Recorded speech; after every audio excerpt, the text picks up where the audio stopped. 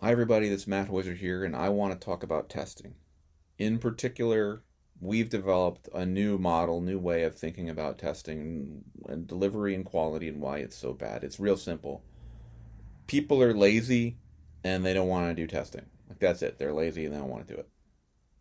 So, for example, I think of my first, even medium sized testing project where I was actually a programmer and I had to write a subtotal function for something very much like financial statements. So instead of just seeing all the numbers at the bottom, you could get the subtotals in groups.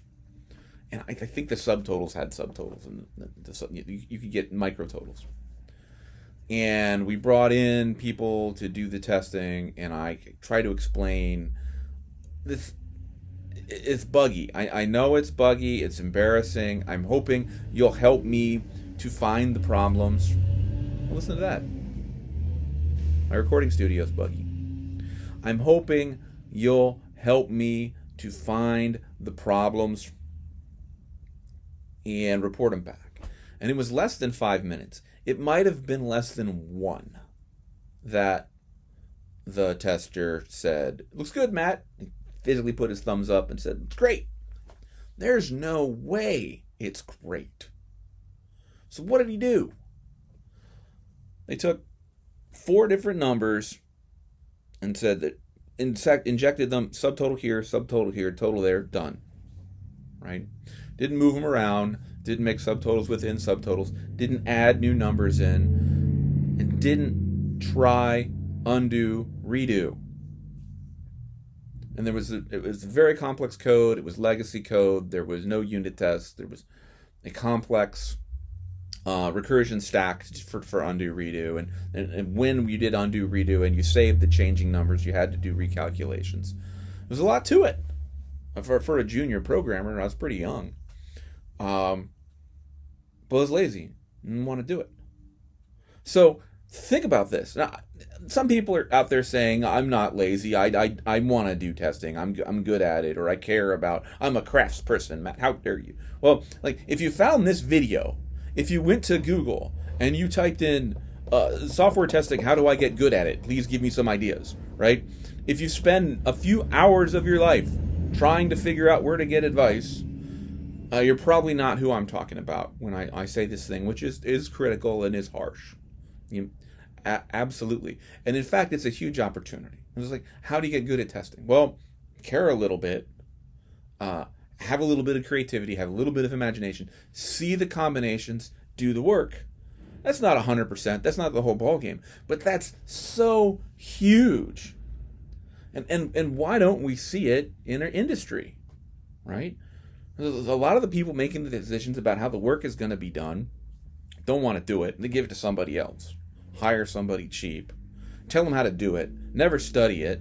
And those people don't do very good work. And it's terrible. Like, we need to stop this manual testing stuff. They don't get any good results, right? Because we never actually studied it. So what do we say? We need some automations. We're going to get us some of them automationing. That's going to be awesome. That's going to solve our problem. We're going to hire someone. Like, we don't want to do it, right? I don't want to do it. You don't want to do it. Let's hire a software developer, engineer, and test. We'll hire someone who isn't quite strong enough of a programmer to do regular coding work, but like, they don't want to do that manual stuff. We'll get this SDET in here, and they're going to be fantastic.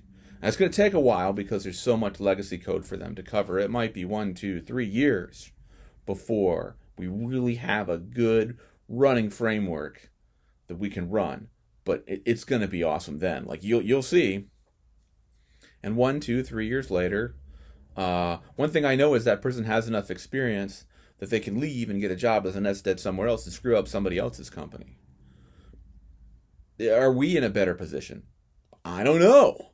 Because we never actually studied where defects come from, never actually studied how they're discovered, never actually studied the difference between what the tool does and what the human does. And nobody wants to do it, and we're lazy, and our outcome's bad. And it's almost like a lemon market. It's almost like testing is a lemon market where we say, "Oh, testing is bad, so let's just get as cheap as we can." I think we can do better. And this is the great news, right? Because if we just study it a little bit, care about it a little bit, and try to be a little bit good at it, we're going to stand out against our peers. And the secret of testing that I promised at the beginning of this video is that testing is actually fun. Like, I want to do it. I want to do a lot of it. It's really pleasant.